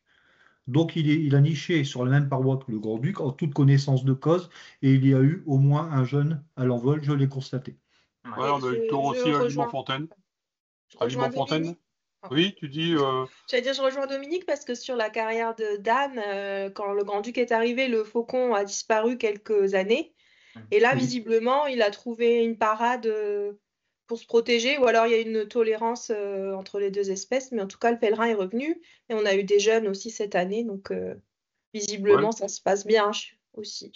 Oui, Et bon, il on a eu semblerait- à Limonfontaine, on a eu pareil, le Grand-Duc nicheur et le Faucon pèlerin nicheur dans la même carrière. Ça n'a pas posé de problème, mais ça n'a eu lieu qu'une fois. Mais Oui. bon, ceci dit, je dois dire aussi, l'année suivante, le Faucon pèlerin à nouveau tenté de nicher sur la même paroi que le Grand-Duc, toujours dans la carrière CB, sa carrière de marquise. Et il était bien présent jusqu'au mois de mai. Ensuite, il a disparu du décor. Ouais. Je ne sais pas ce qui est arrivé. Mais la plupart du temps, ce que nous, on a remarqué, c'est que le faucon cède la place au Grand-Duc, s'écarte et niche un peu plus loin. Il a niché, par exemple, le faucon pèlerin est niché depuis de nombreuses années dans la carrière du Grisé, toujours dans le bassin carrier de Marquise. Quand le Grand-Duc est venu s'installer, j'ai assisté à la confiscation de la carrière par le Grand-Duc. Le faucon pèlerin est allé nicher sur des pylônes très haute tension qui se trouvent à environ 2 km à Bordeaux. Ok, merci. Bon, je pense qu'on va progressivement clôturer ce web café. Merci beaucoup, Alain, Dominique et Philippe, pour vos explications, vos interventions ce web café. Merci aussi à tous celles et ceux qui ont participé, qui ont assisté à ce web café, qui ont posé toutes les questions. On voit qu'il y a eu beaucoup de Ouais. questions et je suis sûr qu'il y en a encore plein dans les têtes. Non, mais c'est ce que j'allais dire, Gaëtan, merci. Pardon, je te coupe, hein, mais c'est un exercice à refaire, je trouve, parce que personnellement, et je pense que Domi et Alain, et on en conviendra tous, j'ai trouvé les échanges vraiment super intéressants, avec la pertinence des questions qui nous guident aussi, je dirais, aujourd'hui dans nos travaux. Alors, ça va, on se plante pas trop, parce que c'est des questions qu'on est en train de traiter, mais en tout cas, c'est un exercice à refaire. Ouais. Et ce genre d'échange comme on a là, c'est. Parce que voilà, dans l'assemblée ce soir, je connais pas tout le monde, mais bon voilà, je vois il y a pas mal de passionnés, en tout cas beaucoup de questions sur le sujet, et il faut pas hésiter effectivement peut-être à refaire ce genre d'exercice, ouais, c'est sympa. En tout cas, merci à tous et merci à toi, Gaëtan, merci. pour l'organisation. Et Merci à vous. Je Et vous puis, souhaite une bonne soirée. écoutez, passez à toutes et tous Une bonne une soirée. excellente soirée. Et puis, au plaisir d'échanger de nouveau. Merci à tout le monde, à très bientôt. Merci, à très bientôt. Bonne soirée tout le monde, au revoir. Bonsoir.